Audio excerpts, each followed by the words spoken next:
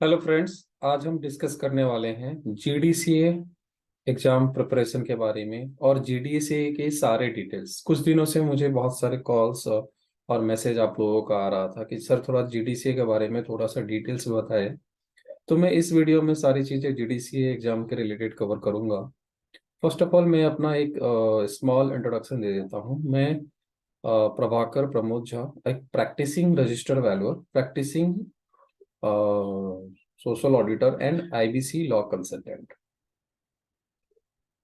मेरा क्वालिफिकेशन है BMS finance, master in financial analysis, fellow member of insurance institute of India, fellow member of Indian institute of valuer, then fellow chartered valuer, chartered financial analyst, registered valuer, IP exam passed, third time continuously received certificate of merit from IBBI.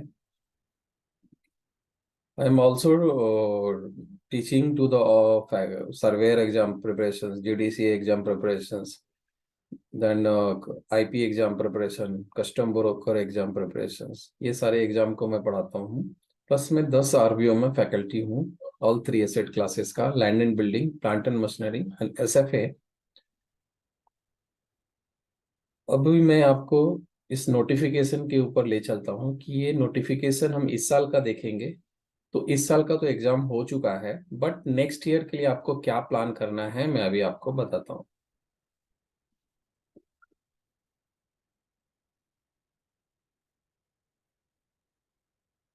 Next year के लिए आपको जो है ना, थोड़ी सी पहले से, अभी से अगर प्रिपरेशन चालू कर देंगे तो बेटर होगा। तो फर्स्ट ऑफ ऑल फॉर्म कब निकलता है? तो फॉर्म जो निकलता है इसकी जो टाइमिंग होती है वो आप समझ लीजिए कि जैन जैन या दिसंबर के हर महीने में। अगर नेक्स्ट ईयर के लिए तो इस साल जैन में फॉर्म निकलेगी। और ये साइट है, ये देख लीजिए, सहकार आणि लेखा विषयक शासकीय पदविका, government diploma in cooperative accountancy का एग्जाम यही जो महाराष्ट्र गवर्नमेंट के इंस्टीट्यूशन है यही कंडक्ट करती है। यहाँ पे आपको इंग्लिश एंड मराठी दोनों ही लैंग्वेज में मिल जाने वाला है डिटेल्स। यहाँ पे आपको log in ID and user create करना है और फिर लॉग इन करना है। ये कब करना है? जब यहाँ पे फॉर्म निकलेगा। अब मैं बताता हूँ फॉर्म कैसे निकलते हैं। यहाँ पे देखिए, ये ये जो आया था ये जैन में आया था पिछले साल, और इस साल इसका एग्जाम हुआ है मई में। तो फॉर्म कभी भी, अगर नेक्स्ट ईयर के लिए 24 में मई में एग्जाम होगा आप लोगों का, और फॉर्म जो है उसका बताएंगे ये लोग जैन में। जैन या आप दिसंबर से वेट करना चालू करिए। ये साइट है, साइट का नाम अगर देखना है तो gdca.maharashtra.gov.in, gdca.maharashtra.gov.in। ये साइट पे आपको एडवर्टीजमेंट मिल जाएगा। ये मैं पुराना पिछले साल का एडवर्टीजमेंट है जो कि इस साल एग्जाम हुए हैं उसके बारे में बताता हूँ। इसमें बहुत सारे डिटेल्स है, जैसे कि कितने एज तक एलिजिबल होते हैं, कौन कौन से पेपर्स होते हैं। अगर आपके पास क्वालिफिकेशन नहीं है ग्रेजुएट, तो क्या और होना चाहिए, या फिर ग्रेजुएट में कितना परसेंटेज है, ये सारे डिटेल्स मैं आज कवर करने वाला हूँ इस वीडियो में। ये एग्जाम जो होती है ना मई में होती है, और ये 3 दिन कंटिन्यूसली होगी। जैसे इस साल 26, 27, 28 मई को हुआ था एग्जाम। 3 दिन में 6 पेपर होता है। इसके अंदर 6 पेपर होता है। एक दिन में दो दो दो पेपर देना होता है। मैं और बताऊंगा अगर 6 पेपर नहीं क्लियर होता है तो क्या, कैसे प्रोसीजर फॉलो करना है, धीरे धीरे हम देखते हैं। 3 दिन में एग्जाम होने वाला हुआ है, 26, 27, 28। और फिर नेक्स्ट ईयर भी ऐसा ही रहेगा, मई में ही होता है और लास्ट वीक में होता है मई में। फिर आपको फॉर्म भरने का डेट दिया जाएगा। जैसे जैन में फॉर्म आता है तो वैसे ही आपको डेट दिया जाएगा। तो ऑनलाइन फॉर्म भर सकते हो, ये साइट है। यहाँ पे ऑनलाइन पहले लॉगिन आईडी यूजर क्रिएट करना है, या पिछले साल आपने क्रिएट किया होगा तो आपको पासवर्ड आईडी पासवर्ड होगा। अगर नहीं किया है तो आप यहाँ पे जाके क्रिएट कर सकते हो। और फिर ये देखिए साइट का नाम है और डेट्स देते हैं, 1 महीने का तो डेट एटलीस्ट रहता है अवेलेबिलिटी, जैन से लेके फेब तक आपको फॉर्म भर लेना है। पैसे जो है मैं बताता हूँ, फीस 800 रुपये रहता है इसका। और एग्जामिनेशन कौन कौन से सेंटर में होगा, तो मुंबई है, ठाणे, नासिक, जलगांव, अहमदनगर, पुणे, सोलापुर, सतारा, सांगली, कोल्हापुर, औरंगाबाद, लातूर, अकोला, अमरावती, नागपुर एंड चंद्रपुर। और एक चीज बताना है, जिन्होंने मेरा इससे पहले वाला वीडियो नहीं देखा है जीडीसीए के ऊपर, तो वो देख लीजिए, क्योंकि वो आप देख लोगे जीडीसीए क्यों करना है, जीडीसीए के लिए क्या बेनिफिट होता है, अगर वो देख लोगे आप, तो ये आपको और भी अच्छे से समझ में आएगा। अभी मैं एक छोटी सी चीजें करता हूँ, जीडीसीए किसके लिए है, तो जीडीसीए जो पर्सन सीए नहीं किया हुआ है और उसको ऑडिट करना है, जिसके पास पैसा कम है और टाइम कम है, क्योंकि आप अगर सीए करोगे तो आपको मिनिमम 4 ईयर लग जाएगा, और आपके पास उतने पेपर्स देने पड़ेंगे। तो यहाँ पे क्या होता है कि जब भी हाउसिंग सोसाइटीज का ऑडिट है, ये जीडीसीए करके आप महाराष्ट्र के अंदर जहाँ पे भी हाउसिंग सोसाइटीज हैं, वहाँ पे एक इंडिपेंडेंट ऑडिट का काम कर सकते हो, और आपको ऑडिटर माना जाएगा। आप अकाउंटेंट करके भी हाउसिंग सोसाइटीज के अंदर काम कर सकते हो। यहाँ पे ये जीडीसीए क्वालिफिकेशन है जहाँ पे आप इंडिपेंडेंट ऑडिटर हाउसिंग सोसाइटीज के लिए बन सकते हो। तो यहाँ पे आपको लिमिटेशन है, क्योंकि पेपर्स भी कम है, फीस भी कम है, तो यहाँ पे आपको एक लिमिटेशन दिया गया है कि आप महाराष्ट्र के अंदर हाउसिंग सोसाइटी का ही ऑडिट कर सकते हो। क्योंकि आप देख रहे हो आजकल कितने सारे रिकंस्ट्रक्शंस हो रहे हैं, रीडेवलपमेंट हो रहे हैं, सोसाइटीज बन रहे हैं, तो उन सोसाइटीज बनेंगी तो सबका ऑडिट भी तो कराना पड़ेगा, ऑडिट कराना पड़ेगा। तो ये जीडीसी ऑडिटर कर सकता है और सीए भी कर सकता है। तो आप अगर सीए कर सकते हैं तो वो कर लीजिए, नहीं कर सकते हैं, अगर आपके पास जल्दी से जल्दी आपको काम पे लगना है, आपके पास पैसा नहीं है, तो यहाँ पे 800 रुपये का फॉर्म भरना है आपको और एग्जाम प्रिपरेशन स्टार्ट कर देना है। मैं बताता हूँ कौन कौन से पेपर होने वाले हैं। तो अभी मैंने क्या क्या कवर किया कि हर महीने की जैन में फॉर्म आ जाएगा, जैन से फेब तक फॉर्म भरने का टाइम मिलेगा। फेब के फर्स्ट वीक तक ही रहता है नॉर्मली, और ये एग्जाम आपका मई में होगा। और एग्जाम से पहले आपको कॉल लेटर इस वेबसाइट पे आ जाएगा, वहां से डाउनलोड कर लेना। और फॉर्म भरने के लिए आपके पास क्या क्या डॉक्यूमेंट चाहिए, तो एक पासपोर्ट साइज फोटो चाहिए, और कितना केबी साइज चाहिए वो भी यहाँ पे सारा डिटेल्स मिल जाएगा आपको, और इतना केबी का होना चाहिए। तो ये जो डिटेल्स है आपकी फोटो का, सिग्नेचर का, प्रोफाइल करने की सारी डिटेल्स यहाँ पे है। और ये अगर आप वेबसाइट को इंग्लिश में रेफर करना चाहे तो इंग्लिश कर सकते हो, मराठी में करना चाहे तो मराठी में कर सकते हो। तो आपका फोटो ये सब होना चाहिए, प्लस 10th 12th के मार्कशीट होना चाहिए, ग्रेजुएशन का होना चाहिए।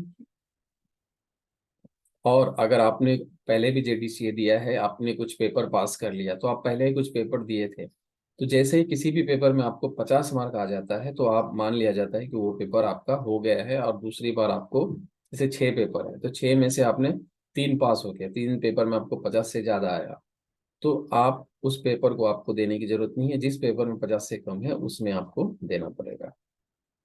फीस पे आते हैं, तो यहाँ पे फीस देखिए आप, जो फीस है वो यहाँ पे 800 रुपये है जीडीसीए के लिए, और सीएचएम परीक्षा 500 रुपये। तो जब 6 पेपर दोगे आप, तो आपको जीडीसीए का सर्टिफिकेट मिलेगा। अगर आप 6 पेपर नहीं पास करते हो, 3 पेपर पास कर लेते हो, तो आपको सीएचएम मतलब कोऑपरेटिव हाउसिंग मैनेजमेंट एग्जामिनेशन जो है, उसका 500 रुपये फीस है। अगर आपको 3 ही पेपर देना है, तो आप जाके सीएचएम का फॉर्म भर सकते हो, कोऑपरेटिव हाउसिंग सोसाइटी मैनेजमेंट, जिसमें आप कोऑपरेटिव सोसाइटी का मैनेजमेंट का काम, उसका अकाउंट्स का काम, ये सब काम ले सकते हो। बट आपको ऑडिटर बनना है तो आपको 6 पेपर देना है, और उसके लिए फीस 800 रुपये है। तो मैं तो ये रिकमेंड करूंगा आप जीडीसी एग्जाम दो। अगर आपका 3 पेपर हो जाता है तो आपको बाय डिफॉल्ट ये मिल ही जाएगा। और 3 पेपर और 6 में से कुछ पेपर्स हैं जो ये इसमें कंपलसरी करने हैं, मैं बताता हूँ आगे।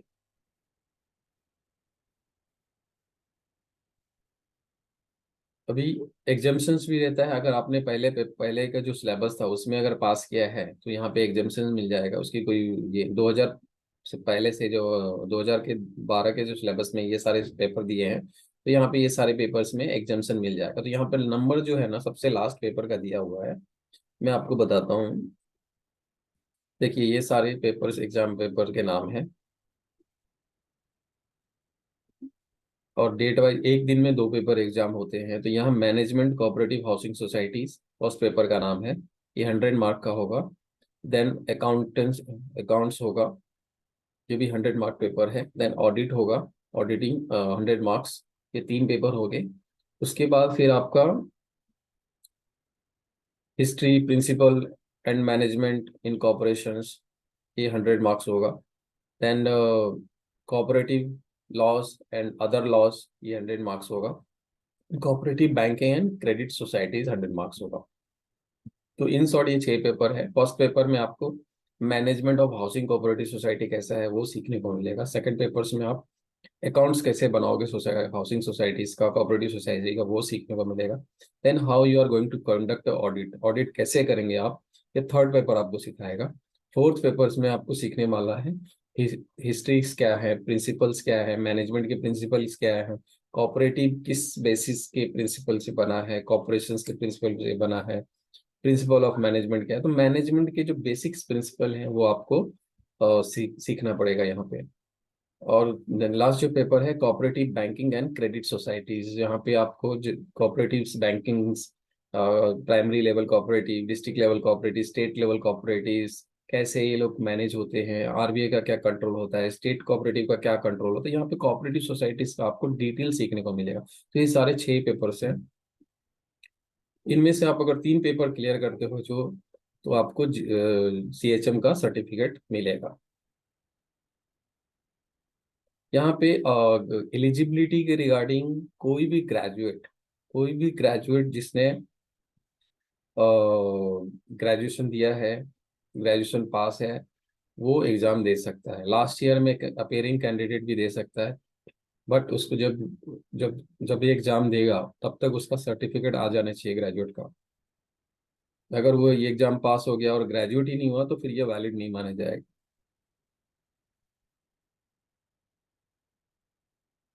हम्म। तो ये देखिए यहाँ पे एलिजिबिलिटी है। परीक्षार्थी कोणतीही मान्यता प्राप्त विद्यापीठाच्या पदवीवर असला पाहिजे। दैट मीन्स ग्रेजुएट, कोई भी ग्रेजुएट हो तो एलिजिबल है। कि वह ग्रेजुएट के अलावा अगर किसी के पास एक्सपीरियंस है, जिसके पास ग्रेजुएट नहीं है बट वो कोऑपरेटिव सोसाइटी में, फिर एग्रीकल्चर बाजार समिति के अंदर अगर जॉब कर रहा है, उसके पास अगर एक्सपीरियंस है तो 3 HSC 12th के बाद 3 साल का एक्सपीरियंस चाहिए। एंड HSC 10th के बाद 5 ईयर का एक्सपीरियंस होना चाहिए। तो ये भी एग्जाम दे सकता है। प्लस दैट मीन्स अगर 10वीं किया है तो उसको 5 साल का एक्सपीरियंस इस फील्ड में होना चाहिए, जैसे कि कोऑपरेटिव सोसाइटीज में, कृषि उत्पन्न बाजार समिति के अंदर होना चाहिए। अगर किसी ने 12th किया है तो उसको 3 साल का एक्सपीरियंस चाहिए। तो फिर उसके पास ग्रेजुएट नहीं होगा तो भी चलेगा। और ग्रेजुएट है तो उसको कोई परसेंटेज की रिक्वायरमेंट नहीं है। बहुत सारे मुझे क्वेरी आते हैं कि सर कितना परसेंटेज ग्रेजुएट की एलिजिबिलिटी है। तो यहाँ पे कोई ग्रेजुएट की एलिजिबिलिटी सिर्फ सिंपल ग्रेजुएट होना चाहिए। और आपके पास अगर ग्रेजुएट नहीं है, 10th है, 12th है, तो 10th के बाद 5 ईयर का एक्सपीरियंस होना चाहिए इस फील्ड में। और 12th के बाद 3 ईयर का एक्सपीरियंस होना चाहिए।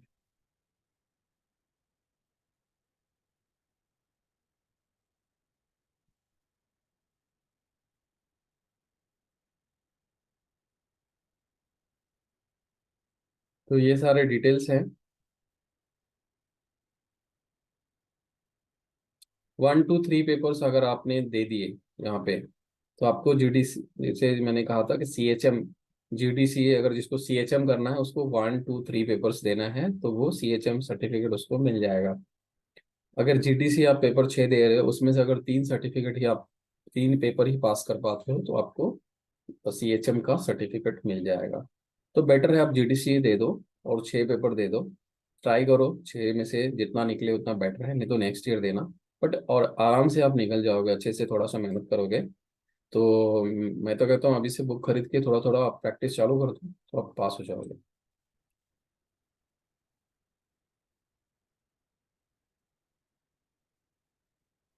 ठीक है, तो आज हमने क्या सीखा, कौन क्या एलिजिबिलिटी है। तो एलिजिबिलिटी ग्रेजुएट है, और ग्रेजुएट नहीं है तो आपके पास एसएससी 10th के बाद 5 ईयर एक्सपीरियंस होना चाहिए, 12th के बाद 3 ईयर एक्सपीरियंस होना चाहिए। उसके बाद परसेंटेज की यहाँ कोई जरूरत नहीं है, कोई भी कितना भी परसेंटेज रहेगा उसका कोई फीस यहाँ पे 800 रुपये है, आपको भरना है।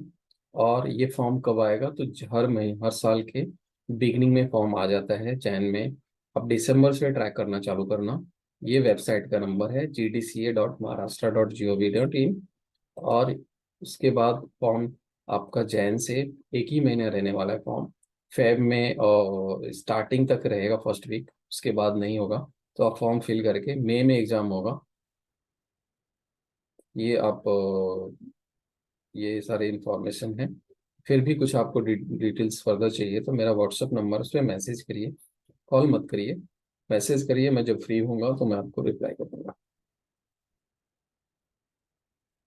हे आपला मराठी माणूससाठी आहे। ज्याच्याकडे डोमिसाईल सर्टिफिकेट असेल किंवा बर्थ सर्टिफिकेट असेल, जर तुमच्याकडे हे असेल तर तुम्ही अप्लाय करू शकता।